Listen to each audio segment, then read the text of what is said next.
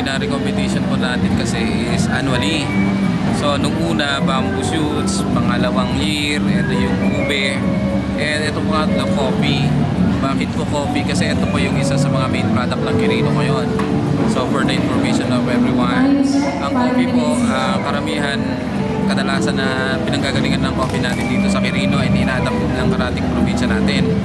Now, if coffee ang marami dito, so mag-concentrate tayo sa mga coffee products, not only as coffee na iniinom natin, kundi lagyan din natin ng culinarya touch ng kape. So naisip ko namin, since ang coffee hindi lang siya pang ganyan, tinignan din namin, in-study namin, okay din pala siya na i-fuse sa iba't ibang recipe.